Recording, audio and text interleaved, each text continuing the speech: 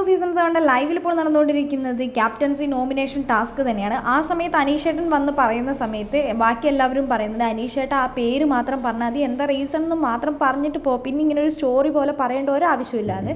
ആ സമയത്ത് അനീഷേട്ടൻ പറയാനുള്ള കാര്യങ്ങൾ പറഞ്ഞിട്ടാണ് പോകുന്നത്. അതിനെല്ലാവരും അവിടെ കച്ചറ ഉണ്ടാക്കുകയും ചെയ്തു. ആ സമയത്ത് ജിസേൽ വന്നിട്ട് ജിസേൽ ഇങ്ങനെ പറയുന്നുണ്ട്. ആ സമയത്ത് ജിസേൽ കുറേ സമയം എടുക്കുന്നുണ്ട്. അപ്പോൾ അനീഷേട്ടൻ പറയുന്നുണ്ട് എത്ര സമയമായി ഇതിങ്ങനെ സ്റ്റോറി പോലെ പറഞ്ഞുകൊണ്ട് പോകേണ്ട ഒരാവശ്യവുമില്ല.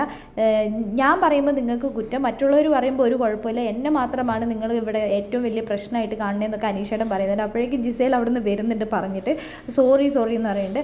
സോറി അക്സെപ്റ്റ് ചെയ്യാൻ ഞാനിവിടെ സോറി അക്സെപ്റ്റ് ചെയ്യാനൊന്നും പോകുന്നില്ല എന്ന് പറയുന്നുണ്ട്. അനീഷേട്ടൻ പറയുന്നുണ്ട് നിയമമാണെങ്കിൽ എല്ലാവർക്കും അത് ബാധകമാണ്, സോറി പറഞ്ഞിട്ടൊന്നും കാര്യമില്ല, എന്നെ മാത്രം പറയാനൊന്നും സമ്മതിക്കില്ല. അപ്പോഴേക്കും അനുമോള് പറയുന്നുണ്ട് മതി അനീഷേട്ടാ എന്ന് പറഞ്ഞിട്ട് തോളത്തേക്ക് കൈ പിടിച്ചിട്ട് അനീഷേട്ടനെ തട്ടുന്നുണ്ട്.